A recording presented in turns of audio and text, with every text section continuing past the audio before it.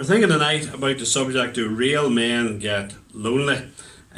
Some time ago we were doing a wee bit of a discussion and we asked people to put down subjects which they think would be good to deal with at a men's night. And actually the subject was put down more than any other subject was the subject of loneliness.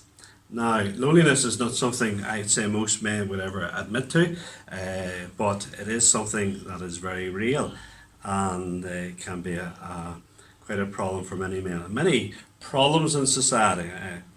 If you ever deal with people with alcohol problems, drugs addiction and so forth, you find that one of the factors in it is loneliness. It helps cause these things, and these things lead to being worse than that. So we're going to think about loneliness tonight.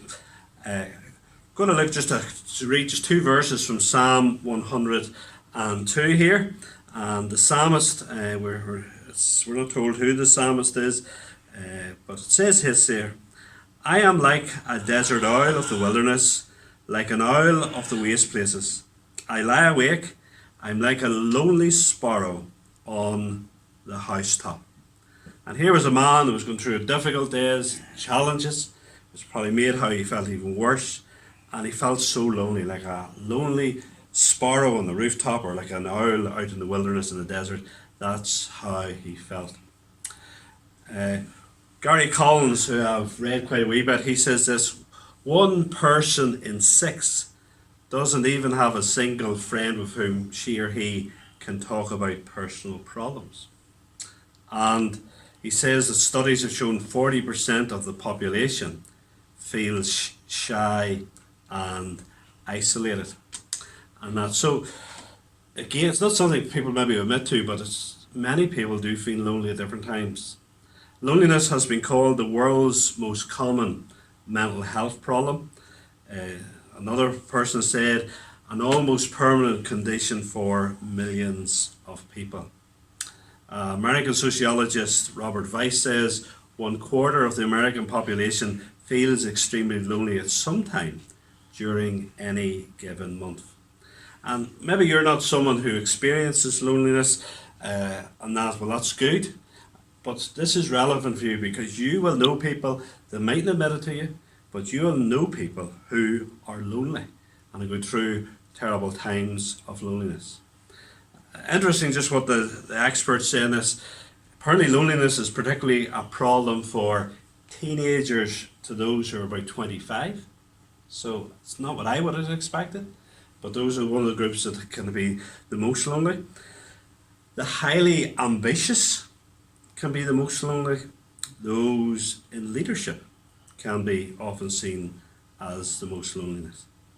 Now, loneliness, what is it? Well, loneliness is the painful awareness that we lack close and meaningful contact with others.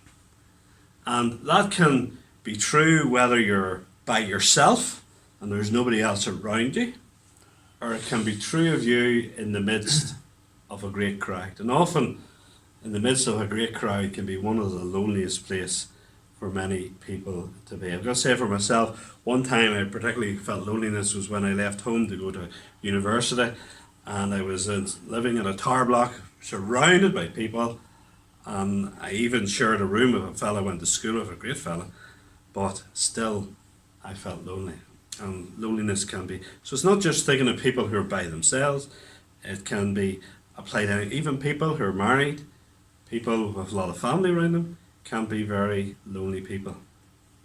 Gary Collins says loneliness can be transient and situational. In other words, something that just passes because of a certain situation, or it can be chronic and long lasting.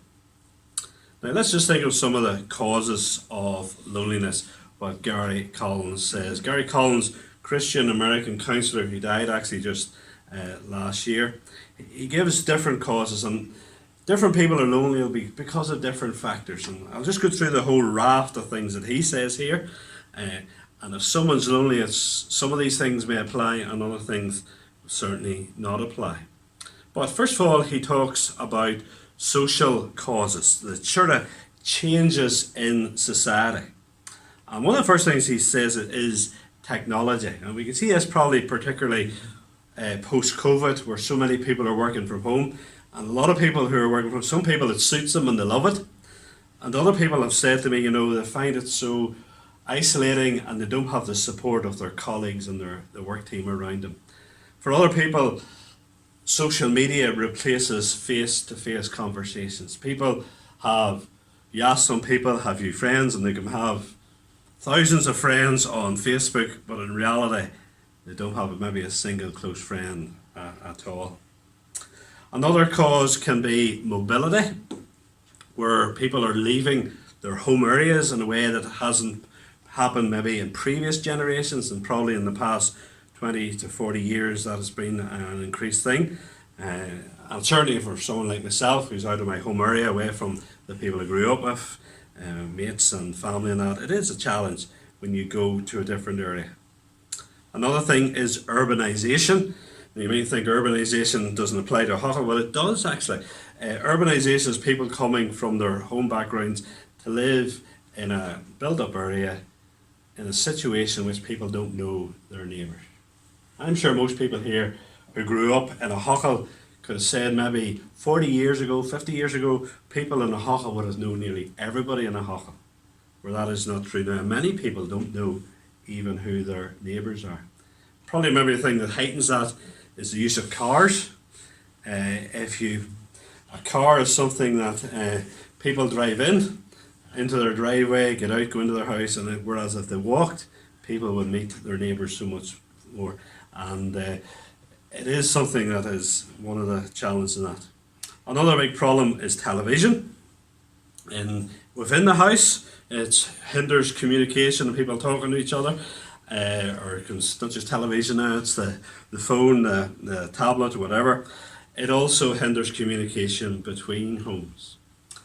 My mother grew up in the other side of Newry in a country area called the Commons, and there was a house in that area and it was called a Cayley house.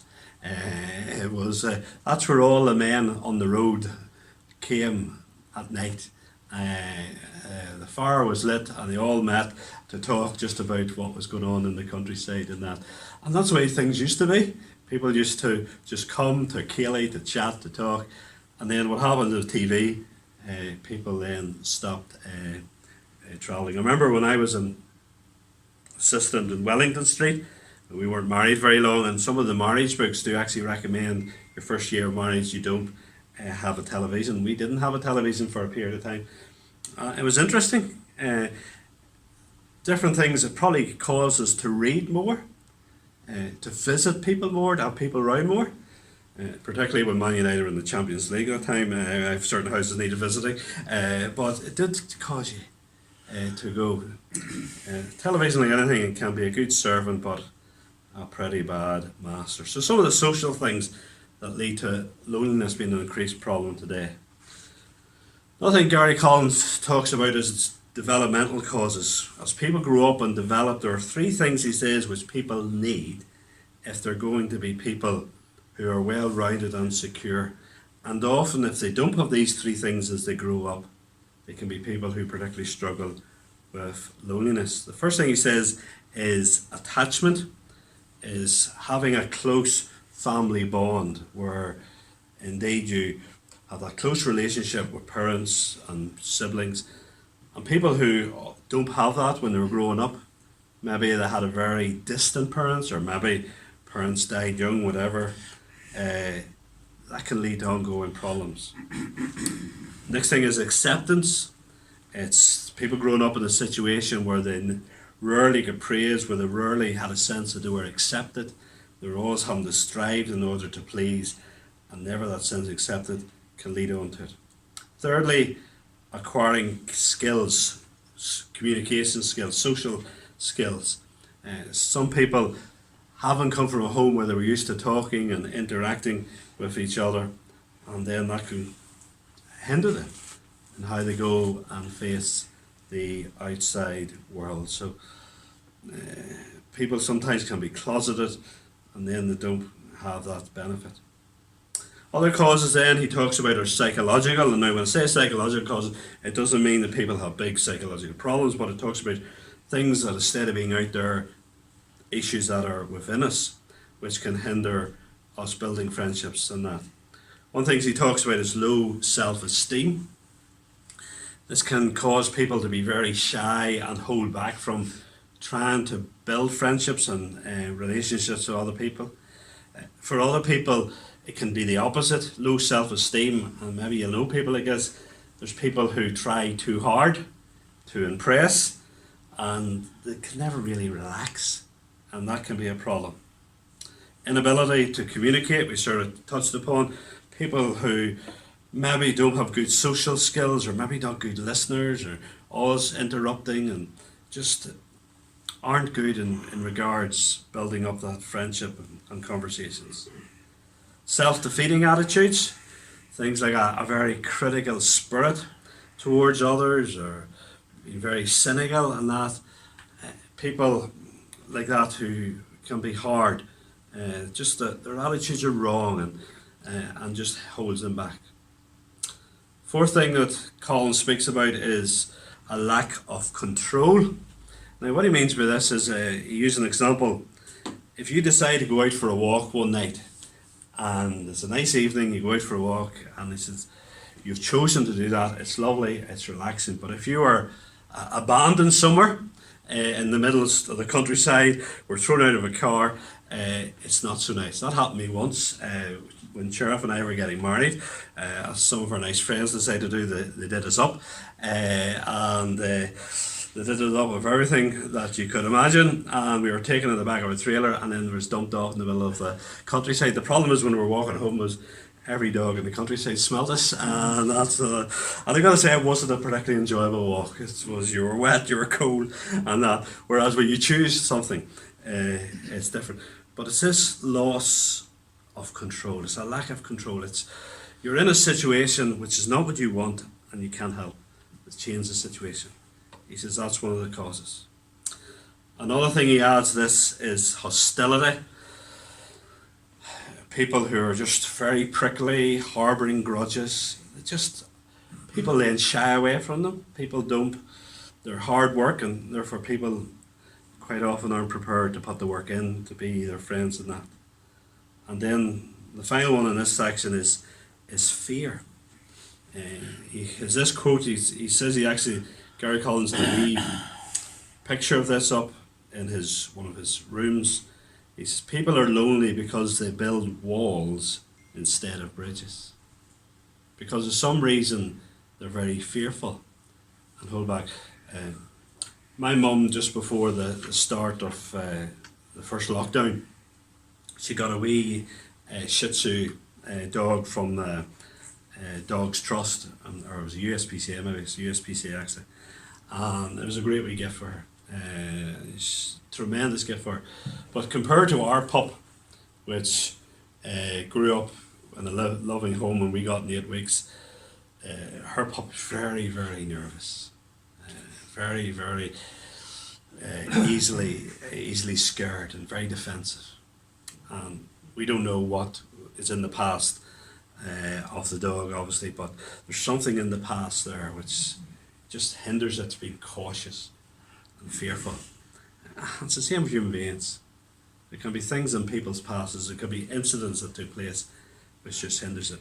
Now, you look at this and say, well, none of this is true of me. I haven't. If that is true, the case, well, thank God that's not true. But be aware of this, that there are many people, and so often we can be critical of people, but we cannot walk until we have walked where they have walked. We've no right to be critical. Noel knew who we had speaking here a number of years ago. He's now passed away.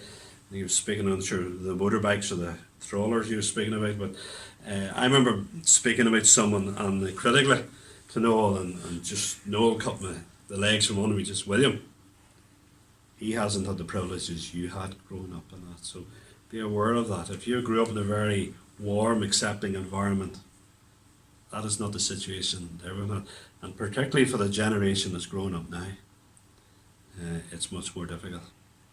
Situational causes then. He talks here about things like leaving home. It can be one of the big challenges for people. I said myself when I first went to university. Being an outsider, a foreigner coming into a country, or that can be a thing where you're the odd one out. You can make you feel very lonely. Uh, Recently widowed or divorced, or another family bereavement, can be a major cause here of this. Being a workaholic is the next one. People who are so devoted to their jobs and have nothing but their jobs, and then particularly if their job goes, they've nothing and that. And then there can be physical causes. I know some people who are very lonely because their eyesight, their hearing is going, and their ability to communicate, to listen, has gone. And that's a very drastic situation. People with disabilities that can't get out the way they once would. Or the other thing about disabilities is people so often, if someone's, for example, in a wheelchair, some people all they see is the wheelchair and they can't get past that and are shy off people like that. So different situational causes, circumstances people are in. And then the final area of causes he speaks about are the spiritual causes. And this is the real cause of where all loneliness comes from. Loneliness started back in the Garden of Eden. Adam and Eve didn't know what loneliness was. They had a perfect relationship with God, they had a perfect relationship with each other, and then sin entered the world, sin spoiled that, and this is the real cause, ultimately, of all loneliness today. The relationship with God was broken, they hid from God, God cast them out of the Garden of Eden, and then they began to blame each other. And so even though they were still living physically as close to each other, once sin came, they were miles apart. That closeness was spoiled. James chapter 4 is a passage I often use speaking to couples who are getting married. Why are there wars and conflicts? It's because of the lust of sin that rages within you. So this is ultimately why there's problems with loneliness. It's a breakdown of relationship with God and a breakdown relationship with other people as a result of that. But the wonderful thing is Jesus has taken people's sin. Jesus has taken the consequences of sin, including loneliness, upon himself. Remember what Jesus said on the cross? My God, why have you forsaken me? Jesus took sin and all its consequences, including loneliness, upon himself on that cross to be able to destroy it so that his people could be rescued from that. And this is a wonderful thing about loneliness, is there's a wonderful promise here. Jesus has promised for those who look to him for that answer, he will never leave nor forsake. Now this doesn't mean that a Christian is someone who will never be lonely, but a Christian is someone who is never alone. And that's a wonderful thought. Jesus has promised never to abandon his people. Jesus, when he was leaving the disciples, says, listen, I'm not going to leave you as orphans. I'm going to send the Comforter, his Holy Spirit, who would now live in them and make Jesus even more real to them than when Jesus was walking beside them. And this is the great answer to loneliness. We're going to look at other answers in a moment or two, but this is the greatest answer to all loneliness. It's getting right with God through trusting in what Jesus done on the cross, and it's entering into that relationship, that friendship with Jesus. One of the things about loneliness is when people don't understand you, when people think differently from you, you can feel so lonely. I remember one time when I worked in a Christian bookshop in Uri, and you can imagine working in a Christian bookshop in Uri, you had all types of characters, and there's a fella came in called Danny, and Danny was from Camla. Now, let me put it this way. There's not too many orange lodges around Camla, put it that way, okay? And I remember going to visit this fella one Sunday afternoon. He had been over in Scotland, and in Scotland he had come across a little Christian fellowship where he'd come to profess faith. And he came back to Northern Ireland, came back to live in Camla. And I was in his house where his parents were, and there's different other folks in. And this was the early 90s, the Troubles was still going on, and there was me sitting there, an orange man, the son of a soldier, and they were busy talking about the British Army. They didn't have a clue about my background and some of the stories they were sharing, and boy, I felt so distant. I felt so lonely in the middle of that. Because here were people who were on a totally different wavelength to me. The wonderful thing is when you come to know Christ, you have someone you can always turn to. And the Christian knows in every situation in life, they have a friend who will stick closer than a brother. They have a friend who knows the worst about them and will not abandon them and not let them down. And that is a wonderful thought. Just quickly shooting on here, responding to loneliness. There's a Canadian preacher, Charles Stanley, I think he's about 1992 or something now, and this is what he says about loneliness and how we respond to loneliness. And if we're people who are struggling, this is his advice. First of all, he says, ask what are you doing that promotes loneliness. Now, he's not saying that you necessarily have caused that. It could be other situations. But what is it you're doing that's maybe making it worse? Take, for example, someone who has lost their wife. Now, they can't affect that situation, but it's how they respond. It can help or make the situation worse. If they just isolate themselves, it'll make the situation worse. So the question is, what are you doing that promotes loneliness? Then the question is, ask, is this the way that you want to spend the rest of my life? Do you want to change? Do you want the thing to get better? People sort of give up and say, this is my situation and it can never be different. He says, ask, do you want it to be better? Then he says, ask, what is your relationship with Christ like? Where are you with the Lord Jesus? And if you haven't come and surrendered to him, it's by yielding to him, your life begins to turn around and get back on track. He then says, ask God to deliver from any behaviour that would drag you back. Ask God to deliver you from sinful ways that are destructive, sinful ways that are harmful, sinful ways that will stop you from going on with Christ and with God's people. Then cultivate a new friendship with someone that will be an asset in your life. If someone's lonely, pray for a friend that will really help you to go on where God is wanting you to be. Pray for that. And don't be backward here. Gary Collins in his book says there's a point about responding to loneliness. We have to be prepared to take risks. We have to be prepared to step out and to make friendships. Then he says, accept the truth that you're not alone. Remember that you're trusting in Christ. If you come to embrace Christ, you're never alone. Remember that and rejoice in that. That you might be in the house and be the only human being there, but you're not alone. And then he says, make it a priority to read God's word and pray daily. Just spend that time with God, listening to his word and talking to him. The late William Still was a man, a minister into his 80s. He never married. And he used to talk about, one time a group of students went over to him in Aberdeen from Union College in Belfast, and somebody says, Mr. Still, tell the students about your prayer life, or tell them about your quiet time.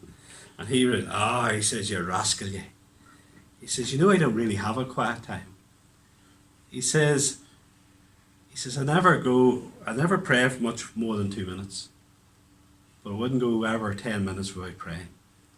And he talks about it, he's a book in prayer, and he talks about when he go into the house and he's over in there, he would say, are you there, Lord? The way maybe a husband would say to his wife, are you there, dear? He just talks to the Lord.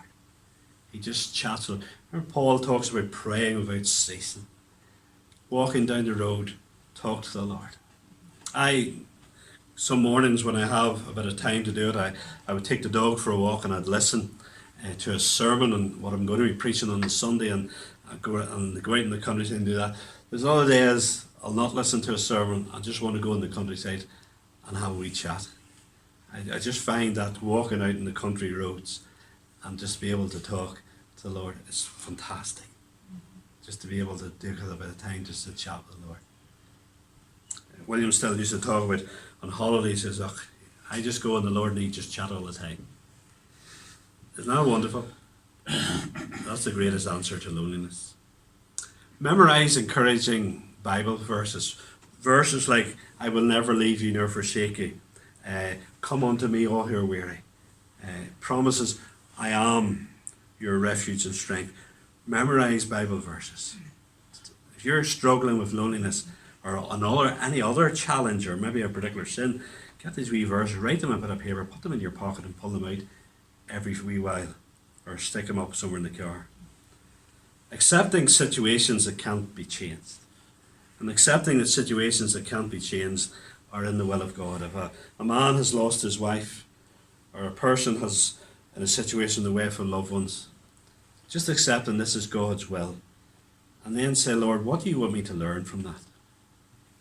I can think of a situation where I went through a difficult time because of circumstances many, many years ago before I was married. And in that time, I became closer to the Lord than any other stage of my life. Our challenges are days of opportunity. And then reach out to serve someone. Don't be sitting there and saying, no one's taking an interest in me, no one's reaching out to me. You reach out. You look for ways to serve. You look for ways that you can help other people. Reach out how you can help other people who are lonely. Now, you need to be prayerful about that, you need to be wise about that, but reach out to serve. I think of some ministers I know who are not married. And boy, so often when congregations call a minister his wife, they have the attitude two for the price of one. A lot of in my experience, churches that get a single minister almost like get a double minister because of the way they commit themselves, because of their freedom to do so. And then, just finally, the church's response to loneliness. What should we do as a church? Well, first of all, creating opportunities for interaction. Tea after the service is a great thing. Small groups, which we do, our Bible studies, our men's nights, our doing work teams, even the work last Saturday morning. These are opportunities for people to mix and interact, which is a really good thing. And it's important for every member of the church of having a body rather than an individualistic mindset. So often people today think about, I'll do something if it feeds me, if it helps me. That's not the way the church works. It's what can I do will help the whole fellowship. And it's maybe I've got my family, maybe I have my situation, and I don't particularly feel the need to go out on evening service, don't particularly feel the need to go out to the prayer meeting. Well, I think you're wrong if you think that way anyway. But you also have to think of the people who will be there who need particularly encouragement of other Christians.